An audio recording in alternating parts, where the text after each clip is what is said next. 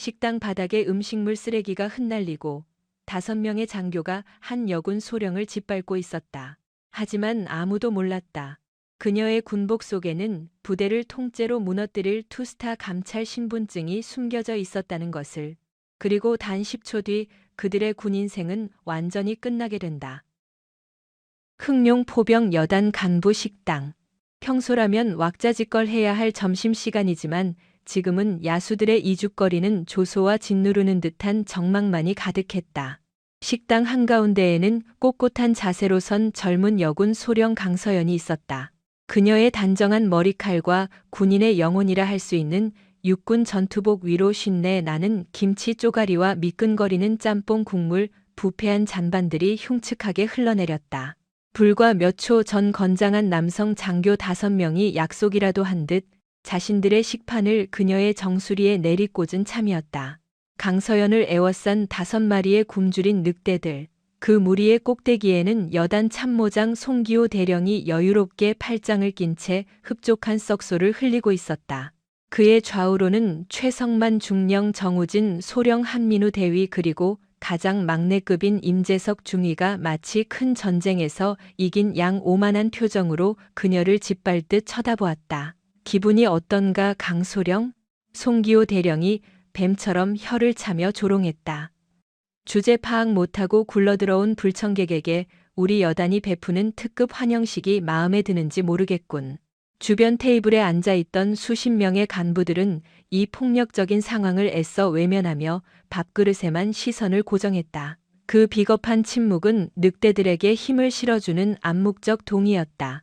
단절된 콘크리트 장벽 속에서 강서연을 구원해줄 동아줄은 존재하지 않았다. 그러나 썩은 잔반을 뒤집어 쓰고 묵묵부답인 그녀가 한낱 초식동물이 아님을 그들은 아직 깨닫지 못했다. 강서연은 턱을 당기며 아주 느릿하게 시선을 위로 끌어올렸다. 붉은 국물 자국 사이로 번뜩이는 그녀의 눈동자에는 모멸감도 흔한 분노나 좌절도 깃들어 있지 않았다. 오직 절대영도의 냉기만이 감도는 영구동토층의 눈빛이었다. 이윽고 그녀의 굳게 담은 입술 사이로 기묘한 호선이 그려졌다. 타는 듯한 지옥불 밑바닥에서 피어난 파멸꽃처럼 서늘하고도 잔혹한 미소였다. 사실 그녀의 심장과 맞닿은 전투복 안주머니 깊은 곳에는 이 썩어빠진 철옹성을 한 줌의 재로 날려버릴 무기가 숨겨져 있었다. 찬란한 은빛 투스타 마크가 박힌 특수 신분증이 핏빛 복수를 예고하며 단죄의 타이머를 세고 있었던 것이다. 파멸의 카운트다운은 이미 작동했다.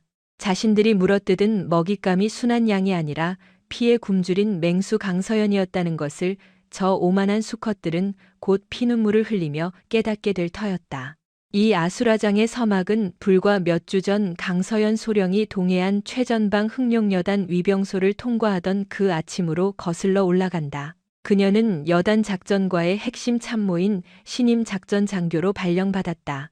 꽉 막힌 남성 중심의 폐쇄적 생태계에 강서연이라는 예리한 칼날이 꽂힌 순간이었다. 부대에 들어서는 그녀의 뒤로 수백 개의 따가운 눈총이 꽂혔다. 환대나 경의는커녕 동물원의 희귀동물을 구경하는 듯한 불쾌한 흥미와 치마 두른 여군이 뭘 하겠냐는 짙은 멸시가 끈적하게 묻어났다. 하지만 강서연은 그 불쾌한 시선들을 벌레 보듯 무시하며 걸음을 옮겼다. 그녀의 표정은 철저하게 통제되어 기계처럼 서늘할 뿐이었다. 강서연은 군장을 맨 채로 곧장 여단 지휘부로 향했고 실세인 참모장 송기호 대령 앞에 섰다. 충성 명일부로 본 여단 작전 장교로 명받은 소령 강서연입니다. 쇳소리 하나 섞이지 않은 청아한 음성이었지만 그 속엔 한 줌의 온기도 없었다. 송기호 대령 그는 이 은밀하고 부패한 성체의 실질적인 군주였다. 육사 수석 졸업이라는 화려한 타이틀 뒤로 뱀 같은 혓바닥과 탁월한 정치질을 숨긴 탐욕스러운 권력자였다. 병사들 앞에서는 호탕하고 깨어있는 덕장을 자처했으나 속내를 들여다보면 자신의 권력에 흠집을 내는 자는 조용히 묻어버리는 잔인한 포식자였다. 송기호는 자신과 동등하거나 그 이상의 엘리트 궤도를 밟고 온 타 부대 출신을 병적으로 혐오했다. 강서연의 흠잡을 데 없는 인사 기록과 태산같이 굳건한 눈동자를 마주한 순간 그는 즉각 머릿속에서 그녀에게 제거 대상이라는 딱지를 붙였다. 환영하오. 강소령 소문대로 눈빛에 도끼가 가득하군. 그는 인자한 웃음을 지어 보이며 인사 파일을 책상 위로 던지듯 내려놓았다. 하지만 군대는 교실이 아니야. 매 순간 피가 튀는 야생이지. 이론서나 파고들던 샌님이 버티기엔 여기 공기가 꽤 탁할 텐데. 우리 흑룡의 룰에 맞춰 꼬리를 내릴 수 있을지 걱정이군. 겉보기엔 부드러운 조언이었으나 실상은 그녀의 목을 조르겠다는 살벌한 협박이자 경고장이었다. 송기호 대령의 철권 통치는 4마리의 충견들이 있어 가능했다. 행동대장격인 우측 날개 포병대 대장 최성만 중령은 앞뒤 안 가리는 성미로 미친 멧돼지라 불리는 구타 유발자였다. 그는 상명하복과 완령만이 군대의 진리라 맹신했으며 여군의 부대 배치를 국방력 낭비라고 대놓고 떠벌리는 마초였다. 반면 좌측 날개이자 강서연의 직속 과장인 작전과장 정우진 소령은 전형적인 뱀파이어형 간부였다. 윗선에는 쓸개가 빠진 것처럼 아부하면서 아랫사람의 피를 빨아먹는 부류로 송기호의 바짓가랑이를 붙잡고 부스러기 진급 포인트나 주워먹는 얍삽한 하이에나였다. 여기에 더해 진흙탕 싸움을 도맡는 말단 돌격대원 2명이 포진해 있었다. 악독한 일포대장 한민우 대위와 그를 형님처럼 모시며 온갖 비리를 배우는 풋내기 임재석 중이었다. 이 5명은 스스로를 오룡해라는 오글거리면서도 공포스러운 사조직으로 포장한 채 여단 전체를 쥐락펴락하고 있었다. 강서연의 전입은 이 썩은 고인물에 날아든 날카로운 파편이었다. 그들은 이 건방진 불청객을 자신들의 흙탕물 속에 처박아 길들이든지 아니면 완전히 짓밟아 쫓아내기로 작당 모의를 마쳤다. 괴롭힘의 신호탄은 전입 당일 오후 열린 지휘관 작전회의에서 터졌다. 송기호 대령은 간부들이 빼곡히 앉은 회의장 한가운데서 강서연을 일으켜 세우고는 어처구니 없는 지시를 내렸다. 강소령, 이달 말 예정된 군단 합동 화력전 여단 작전계획서 초안을 자네가 책임지고 작성해보게. 데드라인은 내일 아침 7시. 문제 없겠지? 다분히 악의적인 수작이었다. 부대 지형과 무기 편제조차 파악되지 않은 전입 1일차. 장교에게 하룻밤 새 방대한 군단급 기획안을 짜라는 것은 자살 행위를 강요하는 것과 같았다. 송기호는 애초에 그녀가 백기를 들 것을 확신했다. 공개적인 자리에서 역시 여자라서 작전 능력이 후달린다는 망신사를 뻗치게 할 심산이었다. 이 음흉한 판을 완성한 조력자는 정우진 소령이었다.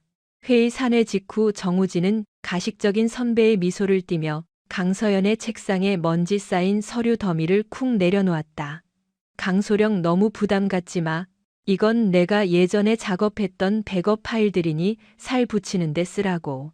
모레 아침까지 철야 좀 해야겠네. 말에는 꿀이 발려 있었지만 눈꼬리에는 비열한 비웃음이 매달려 있었다.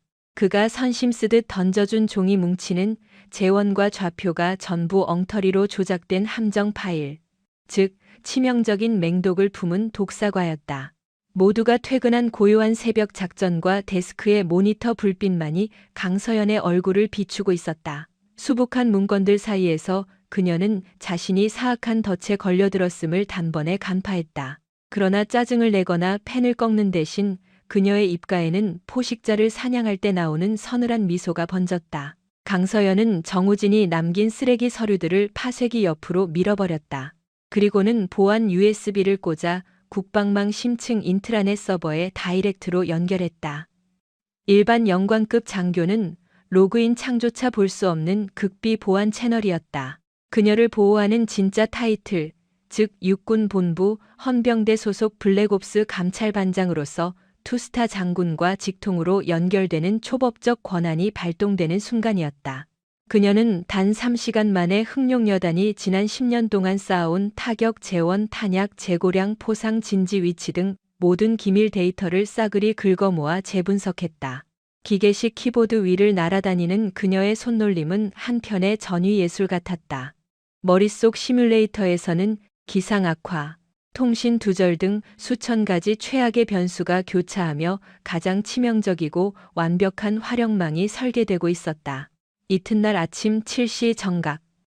밤샘으로 눈가에 옅은 그림자가 진 강서연이 브리핑룸 문을 열고 등장했다.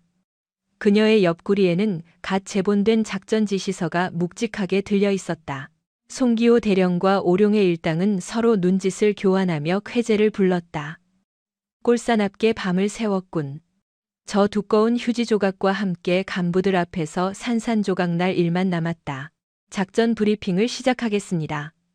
강서연의 서리빨 같은 목소리가 넓은 지휘 통제실의 공기를 얼어붙게 만들었다. 그녀는 레이저 포인터를 쥐고 자신이 밤새 짠 화력 운용표를 물 흐르듯 설명해 나갔다. 그것은 야전 교범을 맹신하던 구시대적 포병 전술을 쓰레기통에 쳐넣는 파격적인 마스터 플랜이었다. 고고도 정찰 무인기와 위성 열화상 데이터를 연동해 적의 이동 경로를 초단위로 예측하고 화포를 점조직 형태로 찢어 생존성을 높이면서도 타격점은 한 곳으로 모으는 소름 돋는 지능형 전술이었다. 프레젠테이션이 클라이맥스로 치달을수록 장내의 공기는 무겁게 가라앉았다. 팔짱을 끼고 비웃을 준비를 하던 영관급 장교들의 턱이 서서히 벌어졌고 경악을 금치 못하는 눈빛들이 교차했다. 바늘구멍 하나 들어갈 틈 없는 치밀한 화력망 전개에 누구도 감히 딴지를 걸 수 없었다. 브리핑의 피날레 강서연은 헛기침을 한 번 한 뒤 스크린 중앙에 2개의 표를 띄웠다.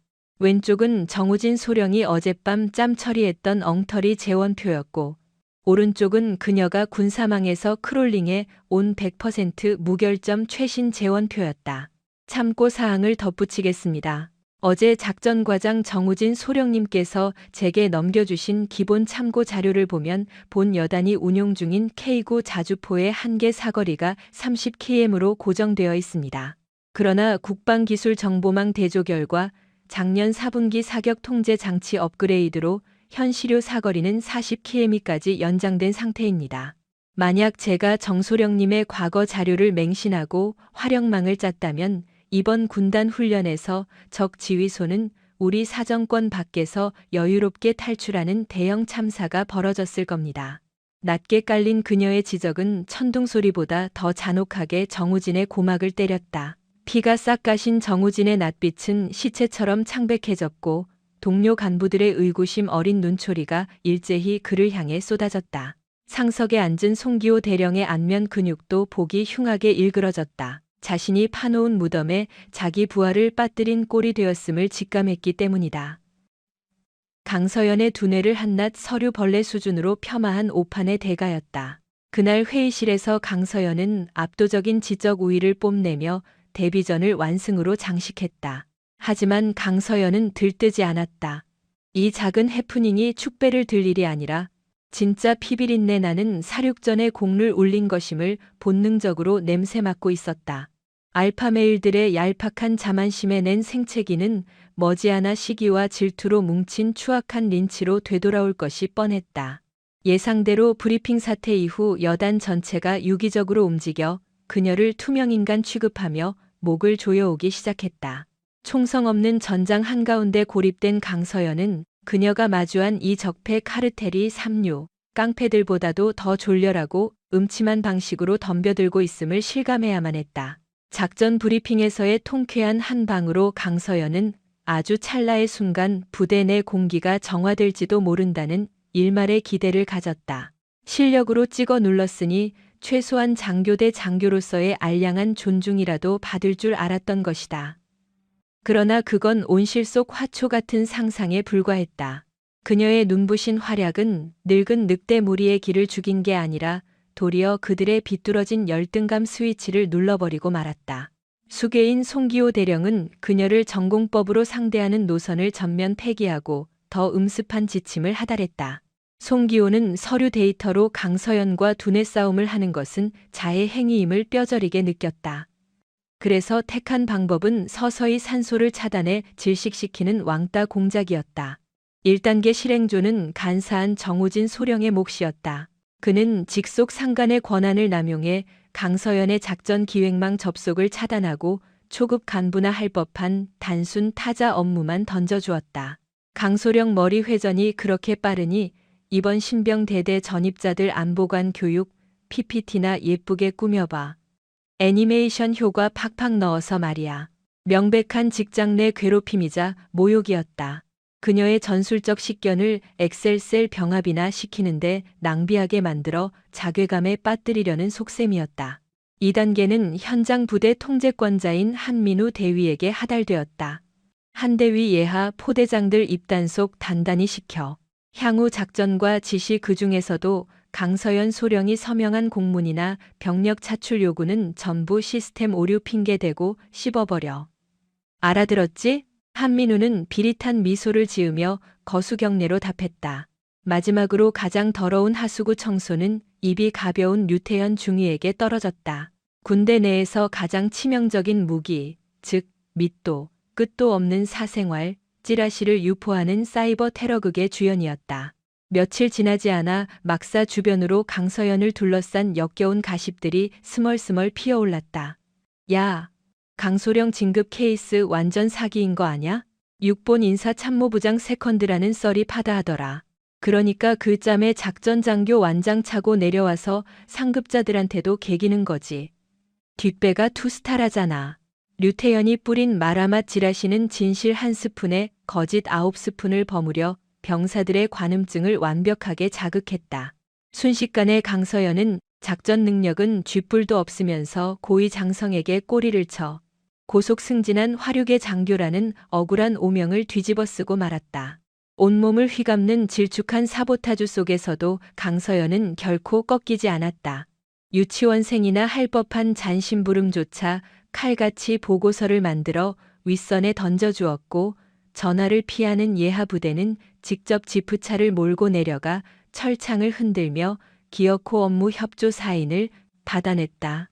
등 뒤에서 들리는 성희롱 섞인 뒷담화에는 귀를 닫은 채 강철 같은 멘탈로 정면을 응시했다. 무너져 내리는 자존심 속에서도 그녀를 지탱한 건 가슴 속에 품은 진짜 사명이었다. 그녀는 썩은 뿌리를 도려내기 위해 투입된 비밀 감찰 조직 블랙라이언의 알파 독이었기 때문이다. 이 지난한 따돌림의 시간은 오히려 그녀의 수사 레이더를 더 예리하게 갈아주는 기폭제가 되었다. 타자수 노릇을 하며 겉도는 척 연기하는 동안 그녀는 일과 시간 외에 인적이 드문 부대의 사각지대들을 거미처럼 훑고 다녔다. 병영식당 취사장 뒷골목 탄약반의 낡은 군수 창고 쓰레기 분리수거장 주변의 배수로까지 강서연의 코끝에 걸린 것은 단순한 하수구 악취가 아니었다. 짬짬이와 리베이트로 얼룩진 지휘부의 횡령 즉 수십억 단위의 검은 돈이 썩어 들어가는 구역질 나는 자본의 악취였다. 감찰의 첫 번째 타깃은 병사들의 급식 식단이었다. 인트라넷 재무 결산서에 찍힌 흑룡 여단의 급식비는 인접 사단보다 20%나 넉넉했다. 그러나 식사 시간에 배식되는 메뉴는 교도소 짬밥만도 못한 퀄리티였다. 정부 및 특유의 쉰내가 진동하는 밥에 소금물 같은 멀건 똥국 특식으로 나오는 제육볶음은 살코기는 없고 돼지기름 덩어리뿐이었다. 증발해버린 수억 원의 밥값은 어디로 흘러갔을까? 취사장 뒷문을 몰래 조사하던 그녀의 시야에 매일 밤 수상한 탑차에서 내려지는 불량식자재 박스들이 포착되었다. 박스 겉면에는 대성농수산이라는 유령 페이퍼 컴퍼니의 도장이 찍혀 있었다. 그녀는 스마트폰으로 라벨을 촬영해 전송했다. 이어진 두 번째 타깃 군수품 제3창고를 기습적으로 위장 점검한 그날 밤. 그녀의 모든 의심은 완벽한 물증을 갖춘 수사 파일로 전환되고 있었다. 강서연은 퀴퀴한 곰팡내와 먼지가 뽀얗게 쌓인 제3창고 구석의 낡은 나무 상자들 사이에서 치명적인 모순점을 발견했다. 군수 서류상으로는 분명 작년에 보급 완료된 최신형 K21 장갑차의 정밀 예비 부품들이 보관되어 있어야 할 자리였다. 하지만 묵직한 상자 안에는 이미 30년 전에 단종 처리된 구형 M48 패튼 전차의 시뻘겋게 녹슨 쇳덩어리 부품들이 가득 채워져 있었다. 부품을 빼돌려 암시장에 팔아넘긴 건가? 서연은 순간 소름이 돋으며 호흡이 가빠지는 것을 느꼈다.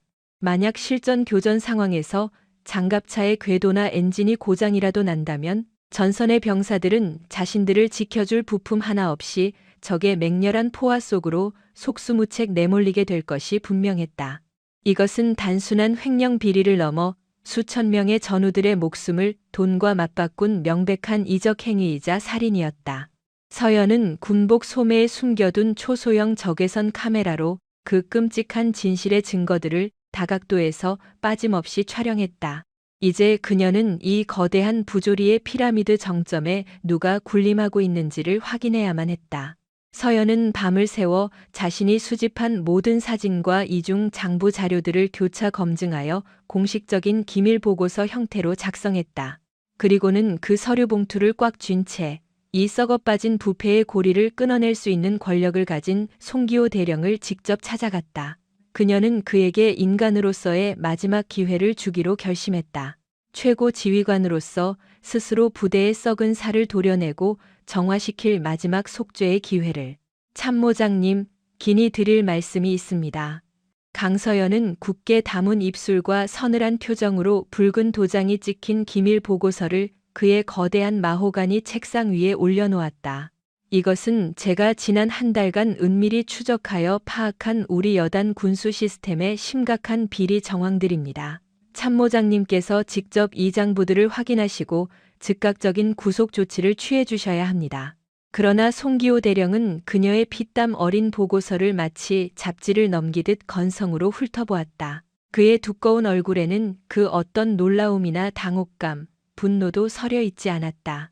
오히려 서늘한 여유마저 느껴졌다. 그는 이미 이 거대한 횡령극의 모든 것을 통제하고 있었던 것이다. 송 대령은 미련 없이 보고서를 서랍 깊숙한 곳에 던져넣고 자물쇠를 채웠다. 그리고는 독사 같은 차가운 미소를 지으며 그녀를 응시했다. 강소령. 그의 낮게 깔린 목소리에는 서리빨 같은 경고가 묻어났다. 자네는 분수에 맞지 않게 너무 많은 것을 파헤치려 하는군. 때로는 진실을 덮고 모르는 척하는 것이 생명을 연장하는 특효약일 때도 있는 법이야. 그는 육중한 몸을 이끌고 자리에서 일어나 서연의 등 뒤로 다가왔다. 그리고는 뱀이 편리를 틀듯 그녀의 어깨를 무겁게 짓누르며 귓가에 속삭였다. 자네는 군인치고 너무 똑똑해. 그래서 명줄이 짧아질 상이야. 군대라는 폐쇄적인 조직은 튀는 돌을 반드시 정으로 쳐서 부숴버리는 곳이거든. 내 말이 무슨 경고인지 뼛속까지 이해했나? 그것은 달콤한 회유의 탈을 쓴 치명적인 협박이었다. 내 그늘 아래서 쥐 죽은 듯 조용히 눈을 감고 내 규칙에 복종한다면 자네의 출세길은 내가 장성까지 보장해주지.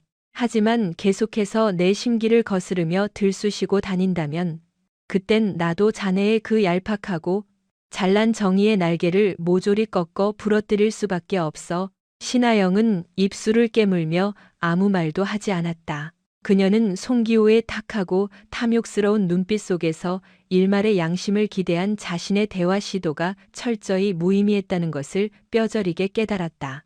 그는 이 부패의 소극적인 방관자가 아니었다. 그는 부대 전체를 병들게 한 뒤에서 이 모든 비리를 조종하고 떡고물을 챙기는 거대한 악의 심장이자 머리였다. 아영은 주먹을 꽉 쥔 채 억눌린 분노를 안고 참모장실 문을 나섰다. 복도 모퉁이 저편에서 이른바 오룡회라 불리는 썩은 장교 사조직 멤버들이 그녀를 벌레 보듯 내려다보며 비열한 조소를 흘리고 있는 것이 보였다. 그들은 마치 그물에 걸린 사냥감을 보듯 이 절망적인 상황을 즐기고 있었다. 이 좁고 폐쇄적인 군부대 안에서 그녀는 완벽하게 고립된 외딴 섬이 되었다. 그리고 아영은 뇌리를 스치는 서늘한 각성을 경험했다. 이제 등 뒤는 절벽이며 더 이상 물러설 틈조차 없다는 것을. 이 탐욕으로 물든 생지옥 같은 곳에서 살아남기 위해서는 단순한 늑대가 되어서는 부족했다. 늑대들의 숨통을 끊어버릴 더 잔인하고 더 압도적이며 피도 눈물도 없는 사자가 되어야만 한다고. 아영의 흔들리던 눈빛이 차갑게 가라앉으며 맹수의 그것으로 변해가고 있었다. 그녀의 마음속 깊은 곳에서 희미하게 남아있던 군 조직에 대한 순진한 희망과 믿음이 산산조각 나며 흩어지고 그 텅 빈 자리에 시퍼렇게 날이 선 복수의 불꽃이 활활 타오르기 시작했다. 장군을 잡기 위한 진짜 피 튀기는 전쟁은 이제 막을 올린 참이었다. 송기호 대령과의 서늘한 면담이 있은 후 강서연은 마치 입을 꿰맨 듯 외부적으로 완벽한 침묵 모드에 돌입했다. 그녀는 더 이상 여단 지휘부의 비리나 시스템의 맹점에 대해 단 한마디의 개선 의견도 입 밖으로 꺼내지 않았다. 거대한 철옹성 앞에서 철저히 짓눌려 모든 의지를 상실한 패배자처럼 서연은 오직 자신의 책상에 산더미처럼 쌓인 무의미한 행정 서류 작업에만 코를 박고 몰두했다. 날개가 꺾여 추락한 듯한 그녀의 초라한 행보에 송기호와 그의 수족들은 축배를 들며 마침내 완전한 승리를 확신했다. 제 말이 맞지 않습니까, 참모장님? 콧대 높던 강서연도 결국 계급장 앞에서는 별 수 없이 벌벌 떠는 나약한 계집일 뿐입니다. 기수 앞세워 몇 번 으름장을 놓으니 바로 눈 깔고 꼬리를 내리지 않습니까? 최성만 중령이 누런 이를 드러내며 비열하고 호탕하게 웃어젖혔다. 송기호는 승리감에 도취되어 만족스러운 썩소를 지었지만 노회한 여우답게 아직 경계의 끈을 완전히 놓지는 않았다. 그의 뇌리에는 서연이 마지막으로 남겼던 그 기묘하리만치 고요하고 깊은 눈빛이 자꾸만 가시처럼 걸렸다. 그것은 굴복한 자의 비참한 체념이라기보다는 모든 것을 파괴할 거대한 폭풍이 몰아치기 직전에 숨막히는 고요함처럼 직감되었기 때문이다. 방심은 금물이야. 독사는 대가리가 짓밟혀 죽은 척하다가도 사냥꾼이 방심하는 찰나에 가장 치명적인 독리로 발목을 물어뜯는 법이지. 우리는 저 기집애의 남은 숨통마저 완벽하게 끊어놔야만 두 다리 뻗고 잘 수 있어. 송대령의 뱀 같은 눈이 잔혹하게 번뜩였다. 그는 서연의 알량한 자존심을 수백 명의 눈동자가 지켜보는 한가운데서 산산조각 내어 다시는 고개조차 들지 못하는 패인으로 만들기로 결심했다. 그리하여 그는 부대 창설 이래 가장 잔인하고 모욕적인 사회적 공개 처형식의 각본을 짜기 시작했다. 비극이 연출될 메인 스테이지는 모든 간부들의 시선이 집중되는 점심시간의 간부식당 한가운데로 정해졌다. 송기호 대령과의 숨막히는 독대 이후 강서연은 부대 내에서 마치 그림자처럼 철저한 침묵의 장막 뒤로 숨어버렸다. 그녀는 더 이상 병참 시스템의 구조적 결함이나 비리에 대해 단 한 줄의 이의도 제기하지 않았다. 거대한 부조리의 장벽 앞에서 모든 저항 의지를 상실한 망가진 시계처럼 서연은 오직 모니터만 뚫어져라 응시하며 영혼 없는 서류 작업에만 몰두했다. 날카로웠던 발톱이 완전히 뽑혀버린 듯한 그녀의 얌전한 태도에 송기호와 그의 추악한 신복들은 마침내 자신들의 완벽한 승리를 자축하기 시작했다. 이것 보십시오, 참모장님. 제 예상이 적중하지 않았습니까? 천방지축 날뛰던 강서연도 결국엔 별 수 없이 겁먹은 암컷에 불과했습니다. 계급장으로 몇 번 꽉 눌러주니 알아서 바닥에 납작 엎드리지 않습니까? 최성만 중령이 자신의 배를 쓰다듬으며 오만하고 호탕하게 웃어 제꼈다. 송기호는 승리감에 젖어 만족스러운 미소를 지었지만 마음 한구석의 찜찜한 경계심마저 완전히 지워내지는 못했다. 그의 본능은 서연이 보여주었던 그 흔들림 없는 심연 같은 고요한 눈빛을 자꾸만 경고하고 있었다. 그것은 결코 백기를 든 패배자의 눈빛이 아니라 모든 것을 휩쓸어버릴 해일이 밀려오기 직전의 기괴한 고요함처럼 느껴졌기 때문이다. 방심은 금물이다. 목이 잘린 독사라도 방심하는 순간 튀어올라 사냥꾼의 숨통을 무는 법이야. 우리는 저 기집애의 얄팍한 숨통을 육체적, 정신적으로 완벽하게 끊어버려야 해. 송대령의 음흉한 눈동자가 얼음장처럼 차갑게 번뜩였다. 그는 서연의 자존심과 영혼을 모든 장교들이 지켜보는 광장에서 산산조각 내어 감히 복수라는 단어조차 머릿속에 떠올리지 못하도록 짓밟아버리겠다고 다짐했다. 그는 악마적인 창의력을 발휘해 가장 잔인하고 수치스러운 공개 처형의 시나리오를 구상했다. 그리고 그 비극적인 촌극이 펼쳐질 완벽한 무대는 부대의 모든 간부들이 한자리에 모여 식사를 하는 북적이는 점심시간의 장교 식당으로 치밀하게 계획되었다. 운명의 타이머가 작동한 그날 점심시간, 간부 식당은 겉보기엔 평소처럼 그릇 부딪히는 소리와 웃음소리로 왁자지껄한 분위기였다. 하지만 그 일상적인 소음의 이면에는 보이지 않는 날카로운 칼날 같은 팽팽한 긴장감이 습기처럼 끈적하게 감돌고 있었다. 오룡회의 핵심 멤버 5명은 마치 사전에 동선을 맞춘 연극 배우들처럼 식당 정중앙의 VIP 테이블을 차지하고 앉아 있었다. 그들의 번들거리는 눈동자는 오직 식당 출입문만을 뱀처럼 집요하게 노려보고 있었다. 피냄새를 맡고 숨죽인 굶주린 늑대무리처럼 마침내 강서연이 육중한 식당 문을 열고 안으로 들어섰다. 그녀는 평소와 다름없이 핏기 없는 건조한 무표정으로 철제 식판을 든 채 사람들의 시선이 닿지 않는 가장 후미진 구석자리로 조용히 향했다. 그녀가 차가운 의자에 엉덩이를 붙이고 막 숟가락을 들려던 찰나의 순간이었다.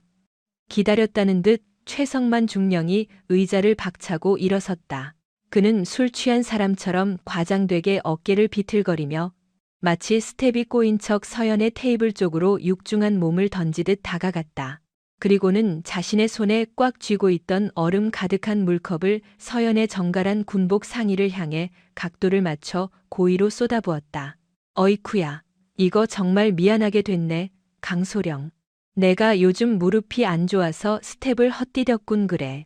얼음장처럼 차가운 물이 그녀의 가슴팍과 계급장을 흠뻑 적시며 뚝뚝 떨어졌지만 최성만의 눈빛에는 일말의 미안함은커녕 먹잇감을 희롱하는 사디스트적인 비열한 미소만이 번들거리고 있었다. 순간 왁자지껄하던 식당 안의 100여 개의 시선이 숨을 죽인 채 일제히 그들의 테이블로 쏠렸다. 그곳에 있는 모두가 직감하고 있었다. 이것은 단순한 물쏟음 실수가 아니라 다분히 악의적이고 철저히 기획된 집단 린치의 서막이라는 것을. 강서연은 젖은 옷을 털어내려는 시도조차 하지 않은 채 꼿꼿한 자세로 자리에서 일어섰다. 그녀는 얼음물이 뚝뚝 떨어지는 턱을 치켜들고 영하의 칼바람 같은 서늘한 눈동자로 최성만의 눈을 똑바로 응시하며 입을 열었다. 장난치지 마시고 제대로 사과하십시오. 중령님. 비록 목소리의 데시벨은 낮았으나 그 안에는 강철처럼 단단하고 결코 굽히지 않겠다는 투지와 경멸이 짙게 배어 있었다. 감히 사냥감 주제에 기가 죽기는커녕 당당하게 고개를 쳐드는 그녀의 기세에 최성만의 일그러진 얼굴이 분노로 붉게 달아올랐다. 감히 계급장도 낮은 어린 기집애 따위가 자신의 친히 내린 체벌에 토를 달고 덤벼든 것이다. 사과? 내가 실수로 물 몇 방울 흘린 거 가지고 지금 까마득한 상관인 나한테 대들겠다는 건가? 강소령, 정신이 나갔군. 그의 목소리가 식당 전체를 쩌렁쩌렁 울리며 험악하게 커졌다. 이때다 싶었는지 주변 테이블에 포진해 있던 오룡의 멤버들이 마치 먹이를 포위하는 하이에나 떼처럼 일제히 자리에서 일어나 서연의 테이블을 둥그렇게 에워쌌다. 아이고, 최중령님. 뭐 이런 사소한 해프닝을 가지고 그렇게 핏대를 세우십니까? 우리 강소령님이 아직 험한 야전 군 생활에 적응을 못해서 멘탈이 좀 예민하게 구는 거 아니겠습니까? 송기호 대령이 짐짓 인자한 어른인 척 위선적인 미소를 지으며 나섰다. 하지만 그의 점잖은 말은 폭약에 불을 붙이는 치명적인 뇌관이었다. 그의 어투 속에는 여군은 태생적으로 감정적이고 멘탈이 약해 조직에 어울리지 않는다는 교묘하고 악의적인 성차별적 프레임이 독버섯처럼 숨어 있었다. 역시 참모장님 통찰력이 정확하십니다. 곱상하게 화장이나 하던 여자가 거친 군대에 굴러들어오니 온실 속 화초처럼 저런 깃털 같은 장난에도 상처받고 징징대는 모양입니다. 정우진 소령이 구역질하는 음흉한 조소를 흘리며 맞장구를 쳤다. 그들의 더러운 입맞춤은 서연을 철저히 피해망상에 빠진 비이성적이고 감정적인 여자로 몰아세우고 있었다. 그녀를 심리적으로 완전히 발가벗기고 고립시켜 그녀의 정당한 분노를 한낱 히스테리로 폄하하려는 악랄한 수작이었다. 강서연은 입술에서 피가 날 정도로 꽉 깨물었다. 자신이 송기호가 파놓은 거대하고 정교한 진흙탕 덫에 완벽하게 걸려들었음을 뼈저리게 직감했다. 하지만 그녀의 척추는 단 1mm도 굽어지지 않았다. 그녀가 여기서 눈물을 보이거나 고개를 숙이는 순간 그녀의 군인으로서의 명예는 영원히 저 구더기 같은 놈들의 술안쟁거리로 전락하고 말 터였다. 저는 상관에 대한 하극상을 벌인 적이 없습니다. 단지 타인의 군복을 고의로 훼손한 행위에 대해 규정에 입각한 정당한 사과를 요구했을 뿐입니다. 제 요구가 그렇게 비이성적이고 예민한 억지입니까? 결코 꺾일 줄 모르는 대나무 같은 그녀의 날선 반격에 마침내 최성만의 뇌혈관 속 마지막 남은 이성의 끈이 툭 하고 끊어져 버렸다. 이 건방진 미친년이 정말 끝까지 보자 하니까. 씩씩거리던 최성만은 분노를 주체하지 못하고 테이블 위에 놓인 밥과 국이 가득 찬 자신의 식판을 거칠게 집어들었다.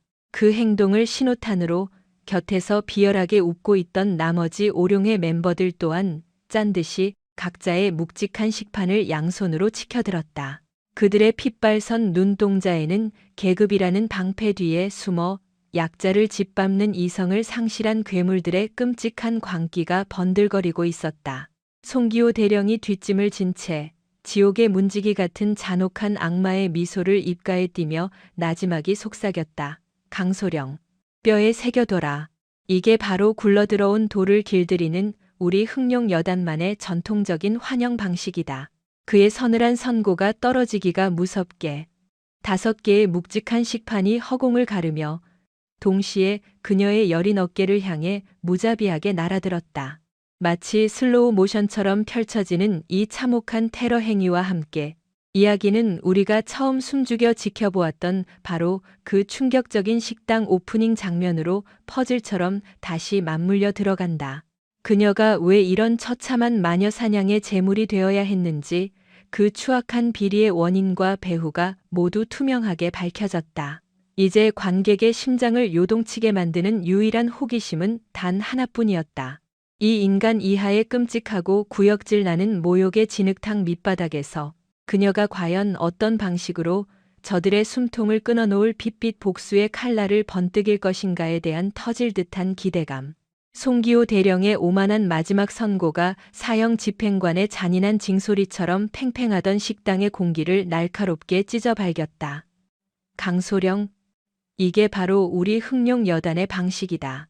그 저주받은 명령과 동시에 콧김을 뿜던 최성만 중령이 가장 먼저 묵직한 강철 식판을 강서연의 정수리 위로 사정없이 엎어버렸다. 철퍼덕하는 둔탁하고 끔찍한 소음과 함께 아직 매캐한 열기가 식지 않은 시뻘건 부대찌개 국물과 끈적한 흰쌀밥이 폭포수처럼 그녀의 머리칼과 창백한 얼굴을 무자비하게 덮치며 흘러내렸다. 크하하하, 꼴 좋다.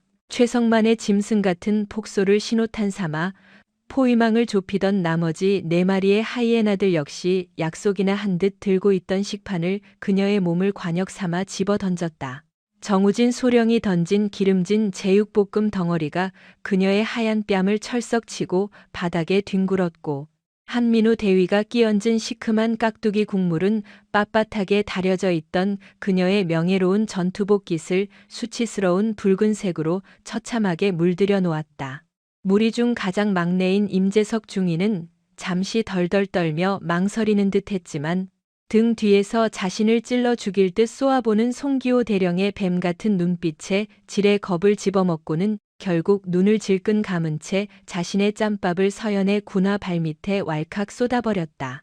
수백 명이 식사하던 대형 간부 식당은 순식간에 폭격이라도 맞은 듯 참혹한 아수라장으로 변해버렸다. 질척한 짬밥 찌꺼기가 바닥에 흩뿌려지는 불쾌한 마찰음, 날카로운 철제 식판들이 바닥을 나뒹구는 신경질적인 파열음. 그리고 그 모든 파괴의 현장을 지배하는 5마리 들개들의 광기 어린 악마적 폭소 소리가 끔찍한 교향곡처럼 울려 퍼졌다. 하지만 그들의 야만적인 사냥은 거기서 멈추지 않았다. 광분한 최성만 중령은 씩씩거리며 식당 퇴식구 쪽에 놓여있던 거대한 파란색 잔반 수거통으로 다가가 온 힘을 다해 발로 차서 엎어버렸다. 수백 명의 장교들이 침을 섞어가며 먹다 버린 온갖 종류의 구역질 나는 음식물 쓰레기들이 역겨운 쉰내를 풍기며 하얀 타일 바닥으로 토해지듯 쏟아져 내렸다. 최성만은 맨손으로 그 부패해 가는 오물 덩어리들을 한 움큼 질척하게 긁어모아 숨조차 제대로 쉬지 못하고 있는 강서연의 어깨와 가슴팍에 미친 듯이 지식이며 처발랐다. 어떠냐, 이 오만한 미친년아. 네가 우리보다 잘난 줄 알았지? 내년에 그 고결하고 잘 빠진 전투복이 똥통에 처박혀 썩어가는 꼴을 보니 내 속이 다 시원하다. 최성만의 눈동자는 이미 인간의 이성을 완전히 상실한 채 탁하게 뒤집혀 있었다. 그는 뼛속까지 박혀있던 젊고 유능한 엘리트 여군 장교에 대한 지독한 열등감과 콤플렉스, 그리고 자신이 저지른 횡령의 꼬리가 밟혀 헌병대에 끌려갈지도 모른다는 극도의 공포감을, 방어 능력이 없는 약자를 짓밟는 이런 가장 원시적이고 야만적인 물리력으로 배설하듯 해소하고 있는 중이었다. 나머지 오룡의 쓰레기들 또한 그 피비린내 나는 광란의 마녀사냥 축제에 침을 흘리며 기꺼이 동참했다. 그들은 오물투성이가 된 강서연을 빙 둘러싼 채 차마 인간의 입에 담을 수조차 없는 저열한 성희롱과 모욕적인 언어폭력을 폭포수처럼 무자비하게 쏟아냈다. 거보십시오. 군대라는 신성한 곳에 저런 기집년들을 장교랍시고 받아주니 부대가 개판이 되는 겁니다. 저렇게 질질 짜며 부대물이나 흐리지 않습니까? 내 말이 그 말이야. 저런 멘탈 터진 년한테 무슨 야전 작전 지휘를 맡겨. 차라리 영해취사장 보조로 던져버려서 양파나 까게 만드는 게 딱 전현 수준에 어울리지. 반반한 낯짝 믿고 위관급 간부들한테 꼴이나 치고 다니는 주제에 야, 내년이 이 지옥에서 며칠이나 버틸 수 있을 것 같아? 내일 아침 해 뜨기 전에 내 발로 기어나가서 전출 신청서 쓰게 만들어주마. 그들이 뱉어내는 시궁창 같은 말 한마디 한마디는 서늘한 유리 파편이 되어 서연의 심장과 영혼을 무참히 난도질하고 있었다. 그들은 군인으로서 서연이 피땀 흘려 쌓아온 뛰어난 작전 통제 능력과 자부심, 그리고 한 명의 인간이자 여성으로서의 존엄성까지 남김없이 짓밟고 난도질했다. 하지만 더 끔찍한 것은 주위의 반응이었다. 식당 안을 가득 메운 수백 명의 다른 장교들은 그 참혹하고 비인간적인 이짐의 현장을 철저하게 외면했다. 그들은 마치 귀가 먹고 눈이 먼 마네킹들처럼 오직 자신들의 숟가락질 소리만 내며 고개를 쳐박고 묵묵히 밥알만 씹어 넘길 뿐이었다. 누군가 나서는 순간 자신도 진흙탕에 처박힐 것이라는 공포에서 비롯된 그 역겨운 침묵은 가해자들에게 날개를 달아주는 암묵적인 동조이자 세상에서 가장 비겁한 집단 방관이었다. 거대한 위계 질서로 무장한 이 강철의 요새 안에서 강서연을 보호해줄 방패는 단 하나도 존재하지 않았다. 그녀는 칠흑 같은 심해 한가운데 버려진 듯 완벽하게 혼자였다. 마침내 오룡의 짐승들의 천박한 광기가 그 역겨운 절정에 다다랐을 때 옥좌에 앉은 제왕처럼 팔짱을 끼고 있던 송기호 대령이 나른하게 손을 들어 올려 사냥개들을 제지했다. 그는 이 끔찍한 공개 린치의 시작부터 끝까지를 모골이 송연할 정도로 만족스러운 미소를 띠며 감상하고 있었다. 그는 이 피비린내 나는 공개 처형식을 통해 흑룡 여단이라는 자신의 부패한 왕국에 누구도 넘볼 수 없는 완벽한 공포 정치의 질서가 세워졌다고 확신했다. 그는 전투복이 찢기고 머리부터 발끝까지 악취나는 오물을 뒤집어 쓴 채 미동조차 하지 않고 서 있는 강서연의 코앞까지 다가갔다. 그리고는 포식자의 여유가 뚝뚝 묻어나는 오만한 목소리로 그녀의 심장에 마지막 확인 사살의 쨘기를 박았다. 어떤가, 강소령? 굴러온 돌 주제에 주제 파악도 못하고 나대던 잘난 외부인들을 우리 흑룡여단이 얼마나 격렬하게 환영해 주는지 뼛속 깊이 새겼나? 그의 뱀 같은 속삭임 이면에는 여기서 숨이라도 쉬고 싶다면 내 구둣발 밑을 핥으며 평생 노예로 살아라는 지독하고 잔인한 복종의 메시지가 필리를 틀고 있었다. 송대령은 이제 그녀가 바닥에 무릎을 꿇고 눈물 콧물을 쏟아내며 살려달라고 애원하는 꼴을 기대했다. 철저하게 파괴되고 무너진 그녀의 처참한 잔해를 수백 명의 부하들 앞에서 전리품처럼 과시하고 싶었기 때문이다. 하지만 바로 다음 순간 그의 오만한 동공이 미세하게 확장되며 상상조차 하지 못한 기괴한 이변이 눈앞에서 펼쳐졌다. 오물 쓰레기를 뒤집어 쓴 채 목석처럼 침묵하고 있던 그녀. 놀랍게도 그녀의 어깨는 미세한 떨림조차 없었다. 억울함에 복받쳐 흘리는 눈물 한 방울도 없었다. 서연은 고장난 인형처럼 천천히, 아주 천천히 고개를 위로 꺾어 올렸다. 붉은 김칫국물과 밥알이 엉겨붙은 처참한 얼굴 위로 마침내 그녀의 두 눈이 드러났다. 그 시퍼런 눈동자에는 그들이 기대했던 모멸감이나 치욕, 분노나 바닥없는 절망 따위는 단 한 줌도 섞여 있지 않았다. 그 눈은 마치 인간의 모든 감정세포가 소멸해버린 영하 50도의 툰드라 시베리아 한가운데의 차갑고 공허한 빙하 그 자체였다. 그리고 굳게 닫혀있던 그녀의 창백한 입술 양끝이 아주 미세한 각도로 비틀려 올라갔다. 그녀가 웃고 있었다. 지옥불의 가장 뜨겁고 깊은 밑바닥에서 피어난 기주먹이 들 정도로 서늘하고도 기괴하게 아름다운 죽음의 미소였다.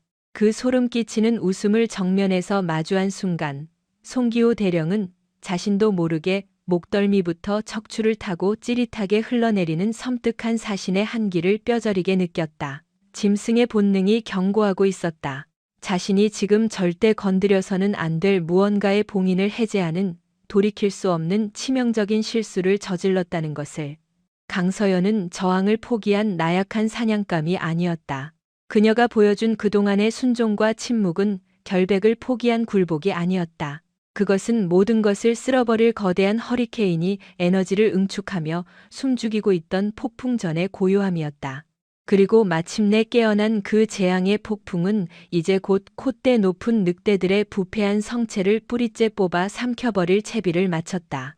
오물로 얼룩진 강서연의 전투복 안주머니 속 그녀의 심장과 맞닿아 있는 가장 은밀한 그곳에는 이 썩어 문드러진 가짜 왕국을 단숨에 잿더미로 태워버릴 폭탄 같은 절대적인 힘이 숨쉬고 있었다. 국가안보실 직속 암행 감찰관의 신분을 증명하는 서늘한 은빛으로 번쩍이는 투스타 군사 통제권 신분증이 차가운 복수의 칼날을 시퍼렇게 갈며 완벽한 사냥의 타이밍만을 기다리고 있었던 것이다. 이제 그들이 스스로 무덤을 팠고 감찰의 정당성을 입증할 모든 명분과 그림이 완벽하게 짜였다. 사냥감들을 도간에 몰아넣을 모든 지옥의 세팅은 끝났다. 진정한 유혈낭자한 사냥을 시작할 축제의 시간이었다. 식당 안의 시간이 정지된 듯했다. 서연의 그 기괴하고도 등골이 서늘해지는 사신의 미소 앞에서 수백 명이 뿜어내던 식당 안의 더운 공기가 영하의 온도로 순식간에 얼어붙었다. 피에 굶주려 헐떡이던 늑대들의 미친 듯한 조소도, 외면하던 방관자들의 비겁하고 불편한 침묵도, 그 모든 소음이 그녀의 기묘한 미소 하나에 압도되어 공기 중으로 완벽하게 소멸해버렸다. 서연은 천천히 마치 다른 차원의 시간을 걷는 사람처럼 아주 우아하고 느릿하게 움직이기 시작했다. 그녀는 이마를 타고 흘러내려 젖은 머리카락에 볼품없이 들러붙은 쉰내 나는 바발들을 마치 먼지를 털어내듯 지극히 무심한 손길로 떼어냈다. 그리고는 무거운 침묵이 짓누르는 가운데 전투복 어깨 계급장 위를 붉게 물들인 시큼한 김치 국물을 자신의 하얀 손등으로 쓱 닦아내며 드디어 반격의 서막을 알리는 지옥의 문을 열어젖혔다. 강서연의 움직임은 물 흐르듯 고요했지만 그 이면에는 산을 무너뜨릴 듯한 살기가 도사리고 있었다. 기이할 정도의 냉정함에 5명의 무리들은 점차 뒷걸음질을 쳤다. 뭐야? 저 여자. 막내 임재석 중위가 등골이 오싹해진 채 더듬거렸다. 강서연의 눈동자에서 뿜어져 나오는 서늘한 기운은 생전 처음 겪는 공포였다. 서서히 고개를 든 강서연은 자신을 둥글게 에워싼 사내들의 얼굴을 하나씩 훑어보았다. 첫 타깃은 가장 기가 죽은 임재석 중위였다. 임재석 중위. 티 없이 맑고 차가운 음성이 허공을 갈랐다.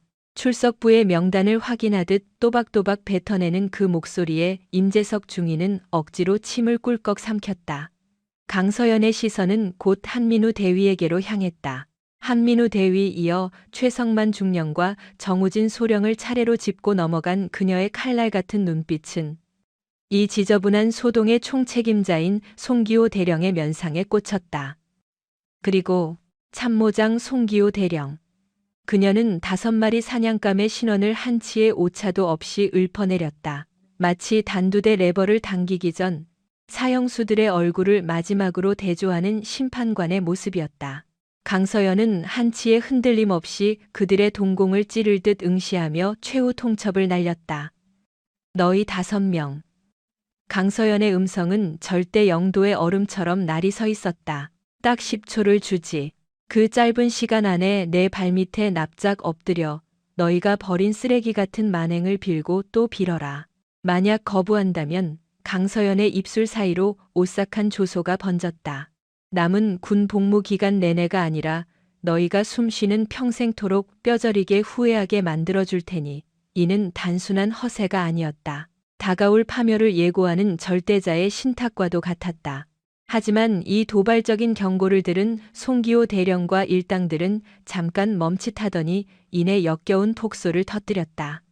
특히 송기호 대령은 배를 잡고 낄낄거렸다. 인연이 충격을 받더니 아예 뇌가 어떻게 된 모양이네? 그는 강서연이 수치심을 견디지 못하고 미처 발악한다고 단정지었다. 10초? 아주 좋아. 실컷 세어보시지 강소령. 그 빌어먹을 10초가 지나면 내년에 목줄이 어떻게 끊어지는지 똑똑히 구경해 줄 테니까. 그는 느긋하게 팔짱을 끼며 조롱 어린 시선을 보냈다. 철저히 자신의 우위를 과신한 태도였다. 그러나 짐승들은 꿈에도 몰랐다. 지금 흐르는 이 10초가 신이 그들에게 허락한 최후의 구명줄이었다는 사실을. 강서연은 입을 굳게 다문 채 무언의 카운트다운에 돌입했다. 하나, 둘, 셋. 그녀의 눈동자엔 일말의 온기조차 남아있지 않았다. 넷, 다섯, 여섯. 식당을 맴도는 공기는 시한폭탄의 뇌관처럼 아슬아슬하게 부풀어 올랐다. 숨죽인 구경꾼들은 피말리는 긴장감 속에 이 광기 어린 소동의 끝을 지켜보았다. 7, 8, 9. 그리고 남은 1초. 송기호 대령은 입꼬리를 한껏 올리며 조소를 거두지 않고 있었다. 10. 유예 기간은 종료되었다. 강서연의 얼굴은 밀랍 인형처럼 차갑게 굳어버렸다.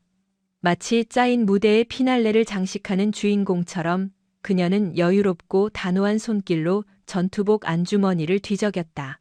이내 그녀의 손에 쥐어진 것은 허름한 검정 가죽 지갑. 강서연은 지갑을 펼쳐 그 안에 고이 모셔둔 빳빳한 신분증을 꺼내들었다. 그러고는 송기호 대령의 코앞으로 가차없이 들이밀었다. 찰나의 순간 송기호 대령의 거만하던 낯짝은 돌처럼 굳어버렸다. 안구는 금방이라도 튀어나올 듯 팽창했고 벌어진 턱은 다칠 줄을 몰랐다. 그는 환각을 본 것이라 자위하며 눈을 연거푸 비벼댔다. 하지만 눈앞에 들이밀어진 빳빳한 카드는 부정할 수 없는 진실이었다. 그것은 일개 소령 따위에 흔해 빠진 신분증이 아니었다. 대한민국 육군의 권위를 나타내는 웅장한 국방부 마크, 그 아래 빛을 발하는 영롱한 은빛 투스타, 바로 소장 계급장이었다. 그리고 그 아래 또렷이 새겨진 이름과 소속, 육군소장 강서연, 육군특수전사령부 작전사령관. 그 활자 하나하나가 거대한 대포알처럼 송기호 대령의 멘탈을 박살내놓았다. 눈앞에 현기증이 일며 시야가 시커멓게 물들었다. 머릿속 퓨즈가 끊어지며 자신이 감당할 수 없는 나락에 떨어졌음을 본능적으로 직감했다. 기집애라며 짓밟고 조리돌림했던 어린 여자. 제 주제도 모른다고 음쓰를 들이부었던 바로 그 대상이 707 특수임무단과 흑표 부대를 아우르는 대한민국 최정예 부대에 살아 숨쉬는 정점일 줄이야. 자신이 모시는 흑룡여단장은 물론이고 그 직속 상관인 사단장조차 함부로 눈을 마주치지 못할 절대적인 신이었다. 자신이 얼마나 멍청하고 무모한 짓을 저질렀는지 뼈를 깎는 공포가 밀려오기 시작했다. 그는 그저 만만한 여군 장교를 건드린 수준이 아니었다. 대한민국 국군의 존엄과 절대적인 위계 질서를 제 발로 질척하게 지식이고 조롱한 대역 죄인이 된 것이다. 하체가 젤리처럼 흐물거리며 다리에 힘이 풀렸다. 온몸에 땀샘에서 식은땀이 폭포수처럼 쏟아졌다. 송기호 대령의 혼비백산한 몰골을 가장 먼저 눈치챈 이는 우측의 최성만 중령이었다. 송기호 대령의 시선을 따라 슬그머니 고개를 돌려 신분증을 확인한 그의 낯빛 역시 사색이 되었다. 투스타. 사시나무 떨듯 새어나온 최성만 중령의 신음소리에 정우진, 한민우, 임재석까지 덩달아 목이 메었다. 하늘을 찌를 듯 득이양양하던 그들의 낯짝은 삽시간에 저승사자를 맞닥뜨린 망자처럼 일그러졌다. 파멸의 두 배 빠졌음을 자각한 순간이었다. 알량한 권력욕에 취해 내뱉은 모욕이 독화살이 되어 자신들의 심장에 박힌 꼴이었다. 무자비한 심판의 철퇴가 정수리를 깨부수기 직전의 타이밍. 그리고 그 사형 집행인은 머리칼에 쉰내 나는 짬통 찌꺼기를 뒤집어 쓴 채 지옥의 야차처럼 서늘하게 그들을 내려다보고 있었다. 강서연의 위압적인 선전포고는 찰나나마 짐승 무리의 숨통을 조이는 듯했다. 그러나 침묵은 얇은 유리창처럼 금세 박살났다. 송기호 대령의 입에서 억눌렸던 폭소가 터져 나온 것이다. 그 비릿한 웃음을 기폭제로 억눌려 있던 4명의 부하들 역시 어깨를 들썩이며 비웃음을 토해내기 시작했다. 이야, 이 여자 진짜 미쳐 돌아갔네. 스트레스가 뇌를 뚫었나 보지? 송기호 대령은 강서연이 수모를 겪다 못해 과대망상에 빠졌다고 단단히 오해했다. 그의 망막에 비친 강서연은 공포의 대상이 아니라 이빨 빠진 가련한 떠돌이 개일 뿐이었다. 좋아, 그놈의 10초. 세어보라고, 강소령. 10초 뒤에 내 군복이 어떻게 갈갈이 찢기는지 아주 명당해서 관람해 줄 테니까. 턱을 쳐들며 팔짱을 낀 그는 여유작작했다. 철권 통치로 일궈낸 자신의 영지에서 반기를 든 자는 모조리 짓밟아왔기에 승리를 의심치 않았다. 해봐. 내깟 년이 날뛰어봤자 뭐 어쩔 건데. 최성만 중령마저 목핏대를 세우며 합세했다. 절대 권력 앞에서 발버둥 치는 그녀의 초라한 꼴이 되레 그들의 가학성을 자극하고 있었다. 강서연은 그들의 발악에 더는 응수하지 않았다. 소음 공해를 걸러내듯 무신경한 그녀의 시선은 놈들의 정수리 너머의 허공을 응시할 뿐이었다. 속으로 삼킨 초침 소리가 막바지에 다다랐다. 7, 8, 9, 그리고 최후의 1초. 송기호 대령의 입가에는 여전히 우월감에 찌든 웃음기가 가시지 않았다. 마침내 종이 울렸다. 강서연의 얼굴에서 감정의 찌꺼기가 모조리 증발했다. 그녀는 계산된 무대 동선에 따라 움직이는 주연 배우처럼 거침없이 손을 뻗어 가슴팍 안주머니를 열어젖혔다. 투박한 검은 지갑이 그녀의 소나귀에 잡혀 나왔다. 찰칵. 지갑이 열리고 그 안에 감춰져 있던 신분증이 빛을 보았다. 그녀는 아무런 미동도 없이 그것을 송기호 대령의 면전에 들이댔다. 바로 그 찰나 송기호 대령의 느물거리던 표정이 석고상처럼 굳어버렸다. 안구는 튀어나올 듯 부풀어 올랐고 턱관절은 헐거워졌다. 현실 부정을 하려는 듯 손등으로 두 눈을 마구 비벼댔다. 헛것이길 간절히 바랐지만 시야를 가득 채운 그 플라스틱 조각은 소름 끼치도록 생생한 현실이었다. 눈앞의 물건은 한낱 소령 따위의 허접한 신분증이 아니었다. 대한민국 국군의 상징인 호국 마크가 번쩍였고 그 아래쪽엔 태양처럼 빛나는 2개의 별, 소장 계급이 선명하게 박혀 있었다. 그 밑을 채운 그녀의 진짜 정체. 육군 소장 강서연, 육군 특수전사령부 작전사령관. 그 무시무시한 직함들이 강철 둔기가 되어 송기호 대령의 전두엽을 무참히 후려갈겼다. 시야가 암전되며 뇌세포가 모조리 타버린 듯한 백지 상태가 찾아왔다. 머리가 팽팽 돌아가며 지금 자신이 저지른 폐륜적 상황이 뼛속까지 파고들었다. 계집애라 칭하며 지식였던 어린 핏덩이, 건방지다며 군화발로 차버리려 했던 여자, 심지어 정수리에 더러운 짬통을 쏟아부었던 그 타깃이 무려 707 부대와 흑표 부대 등 육군 최고의 살인 병기들을 지휘하는 정점의 사령관이었다니. 소속 부대인 흑룡여단장과 사단장 할배조차 감히 그림자도 밟지 못할 절대 권력자였다. 이제야 벼락을 맞은 듯 정신이 번쩍 들었다. 이건 단순히 만만한 후배 장교를 괴롭힌 수준의 징계가 아니었다. 썩어빠진 자신의 두 손으로 군대의 절대적 강령과 국가의 심장을 찢어 발긴 끔찍한 반역 행위였다. 관절이 비명을 지르며 송기호 대령의 무릎이 사정없이 꺾이기 시작했다. 전신의 모공이 열리며 식은땀이 홍수처럼 흘러내렸다. 이 기괴한 침묵을 가장 먼저 깨달은 자는 우측에 있던 최성만 중령이었다. 송기호 대령의 시선 끝을 쫓아 작은 플라스틱 카드를 훔쳐본 최성만 중령의 안면 근육 역시 마비된 듯 새하얗게 질렸다. 투스타? 턱이 빠진 듯 헐떡이며 내뱉은 최성만 중령의 단발마에 정우진, 한민우, 임재석의 표정도 완전히 굳어버렸다. 얼굴에 덕지덕지 붙어있던 조롱기는 자취를 감추고 짐승 앞에 초식동물 같은 원초적 공포만이 남았다. 돌이킬 수 없는 루비콘강을 건넜음을, 그것도 제 발로 걸어 들어갔음을 처절하게 깨닫는 순간이었다. 하늘을 찌르던 그들의 기고만장함이 제 목 조르는 단두대의 칼날로 둔갑해버렸다. 그토록 자비 없는 심판의 종소리가 귓전을 때리고 있었다. 그리고 부러진 칼날 위에서 쓰레기를 뒤집어 쓴 채 서 있는 저 집행관의 손에 들린 자그마한 카드 한 장은 그들이 쌓아올린 썩은 제국을 일격의 잿더미로 날려버릴 무한한 파괴력을 쥐고 있었다. 완전한 게임 오버였다. 가짜다. 말도 안 되는 소리. 저건 조작된 위조 신분증이라고. 정우진 소령이 너덜너덜해진 이성의 끈을 붙잡고 발작하듯 악을 썼다. 밀려오는 공포를 애써 부정하려는 처절한 몸부림이었다. 그래, 맞습니다. 저 여자가 우리 엿먹이려고 뒷골목에서 파온 게 분명합니다. 한민우 대위와 임재석 중위 역시 덜덜 떨리는 목소리로 맞장구를 치며 현실 도피에 나섰다.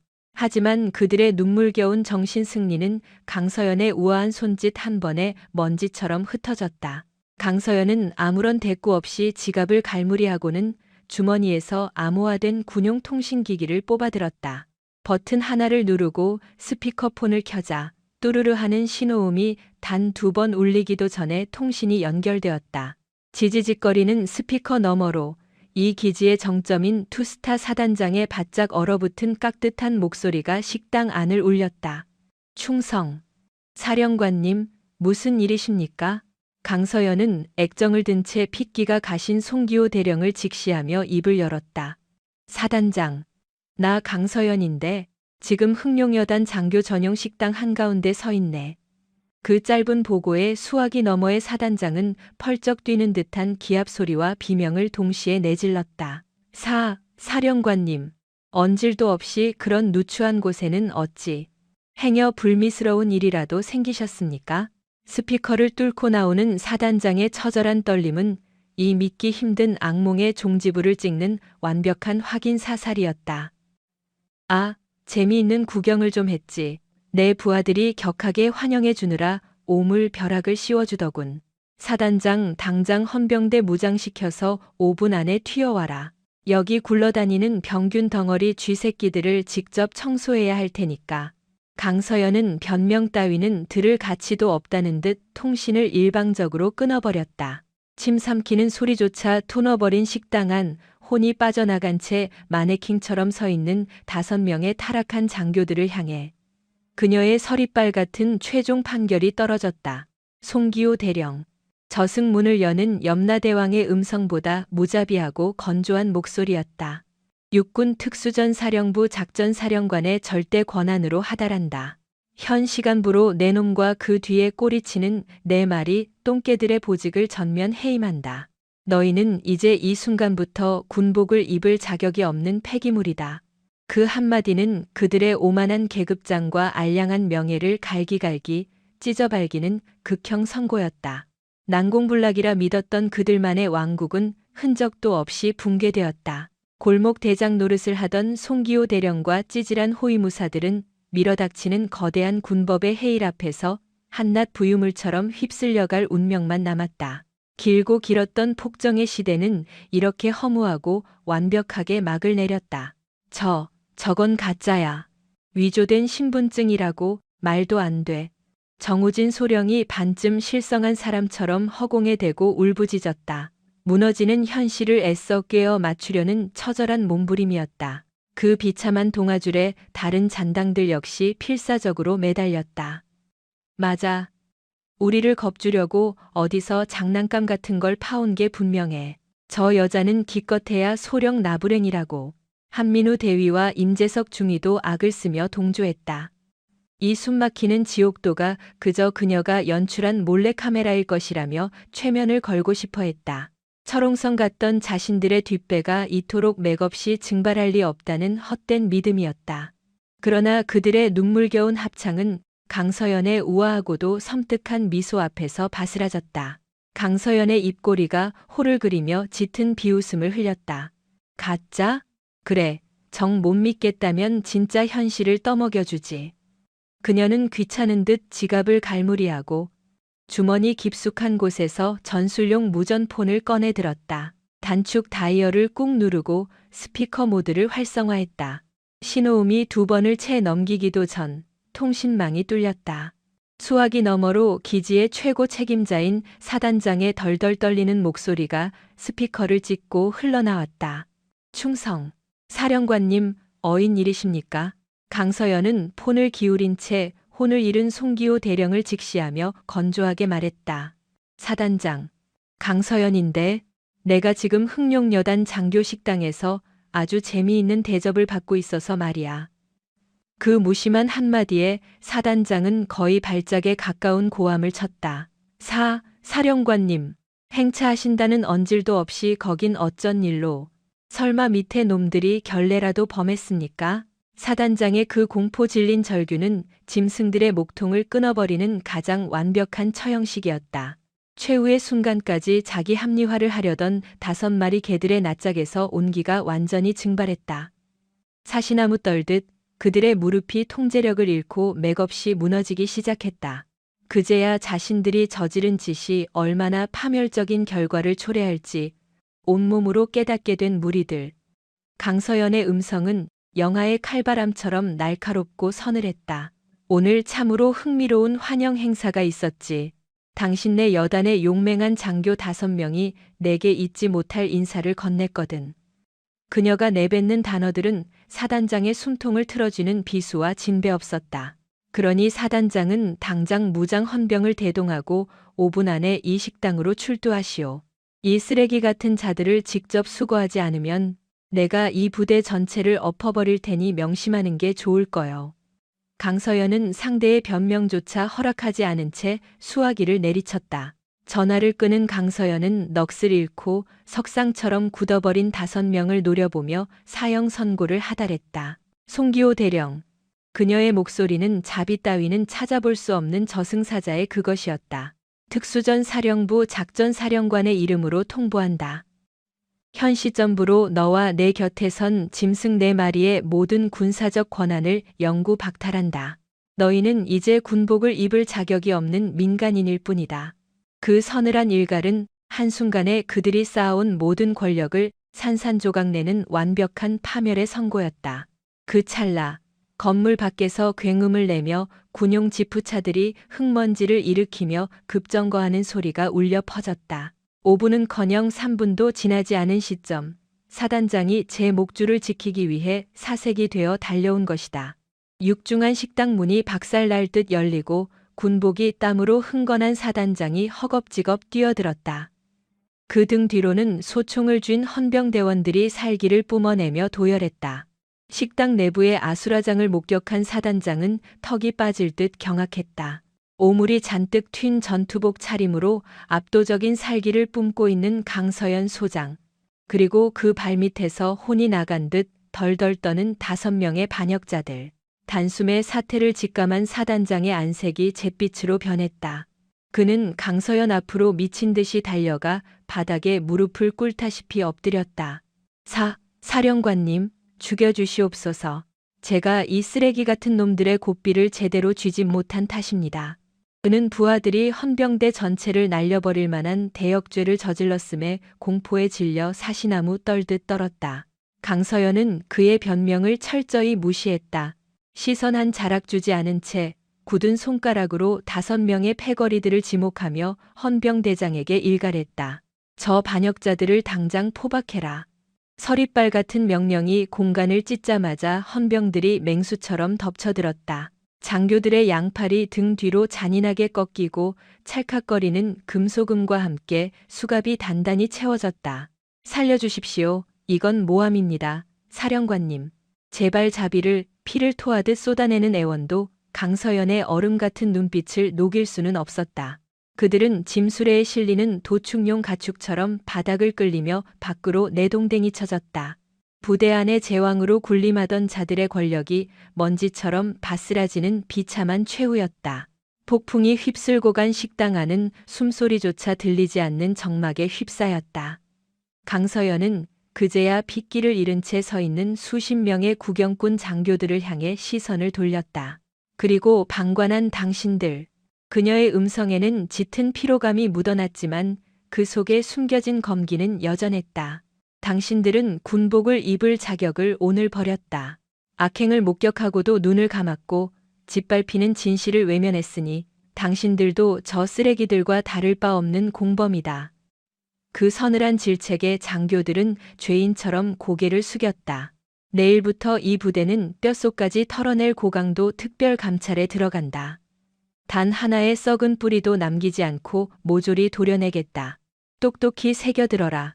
그 묵직한 선전포고를 끝으로 강서연은 뒤도 돌아보지 않았다. 대기 중이던 사령관 전용 지프에 오른 그녀는 매서운 타이어 마찰음을 남기며 위병소를 빠져나갔다. 사단장과 남은 지휘관들은 거대한 쓰나미가 덮친 폐허에 선 생존자들처럼 넋을 놓고 있었다.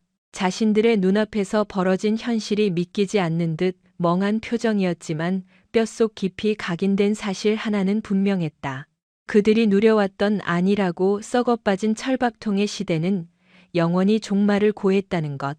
저 서슬퍼런 여성 장군의 지휘 아래 부대 전체를 피로 씻어낼 무자비한 숙청의 칼바람이 이제 막 첫 궤적을 그렸다는 것을 말이다. 흑룡여단 역사상 가장 끔찍하고 잔혹한 심판의 밤의 서막이 열리고 있었다. 당일 야간, 흑룡여단은 부대 창설 이래 유례없는 피바람을 맞았다. 강서연 소장의 특별 지시로 헌병대와 상급 부대 감찰실이 통합된 메머드급 특검이 즉각 출범했다. 이로 타깃은 구금된 5마리의 독버섯을 철야로 쥐어짜 그들의 추악한 이면을 까발리는 것이었다. 조사실 내부는 과의 냉동고처럼 스산했다. 독방에 뿔뿔이 갇힌 범죄자들의 낯짝에서는 예전에 거만했던 핏기가 완전히 가셨다. 대신 그 자리에는 목이 매달릴지도 모른다는 원초적인 공포만이 일렁였다. 베테랑 수사관들이 숨통을 조여갔다. 선택해라. 벌레처럼 다 불고 징역형을 감형받을지 아니면 끝까지 오리발 내밀다 군 교도소에서 뼈를 묻을지. 그러나 썩은 물에 오래 담긴 자들답게 그들의 입술은 굳게 닫혀 있었다.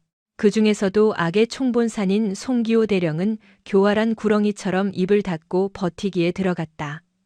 군 전문 변호인단이 오기 전까진 묵비권을 행사하겠다는 뻔뻔한 선언이었다. 어떻게든 빠져나갈 법망의 빈틈을 찾으려는 간악한 발악이었다. 그 교착 상태를 깨고 묵직한 철문이 열리더니 강서연 소장이 성큼 들어섰다. 오물을 뒤집어 썼던 이전의 모습은 흔적도 없이 칼주름이 잡힌 신형 전투복 차림의 그녀는 압도적인 위압감을 내뿜었다. 표정은 밀랍처럼 굳어 있었으나 안광만은 사냥감을 앞둔 맹수처럼 번뜩였다. 그녀는 손짓 하나로 수사관들을 밖으로 물렸다.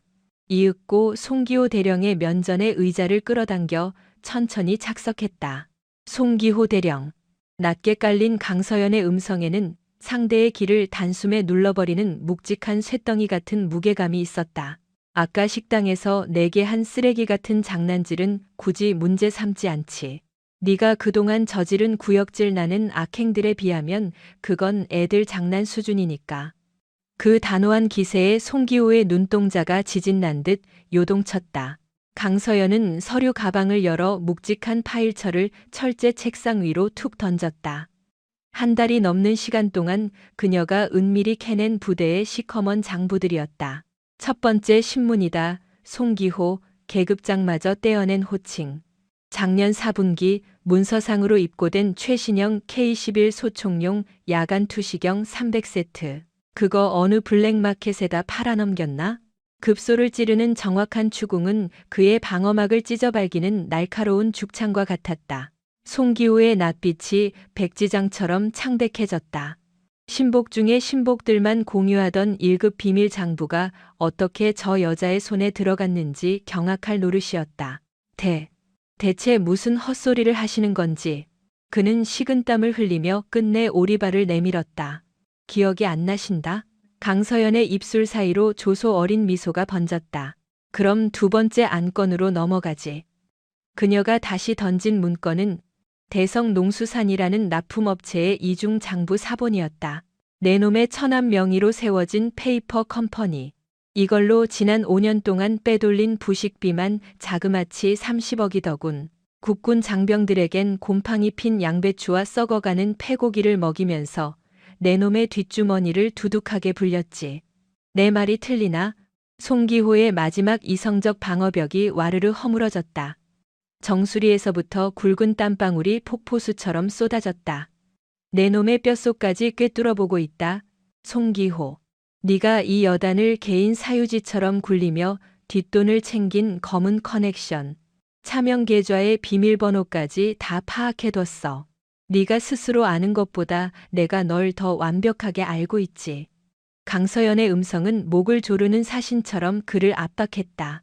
마지막 기회를 주마. 여기서 모든 진실을 토해내고 속죄의 옥살이를 할 텐가?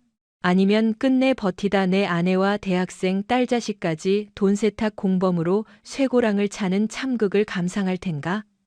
상대의 숨통을 완전히 끊어놓는 완벽한 최후 통첩이었다. 마침내 철옹성 같던 송기호의 오만이 산산이 부서졌다. 그는 눈앞의 인물이 단순한 장군이 아니라 자신의 세계를 뿌리째 뽑아버릴 파괴신이라는 것을 직감했다. 말하겠소. 전부 다 부르겠소. 덜덜 떨리는 입술 사이로 항복 선언이 터져나왔다. 송기호를 신호탄으로 다른 독방에 있던 최성만, 정우진, 한민우, 임재석 네 마리의 승냥이들도 도미노처럼 무너져 내리며 자백을 쏟아냈다. 그들은 형량을 줄이려 서로를 물어뜯으며 감춰둔 구린내 나는 비리들을 앞다투어 폭로했다.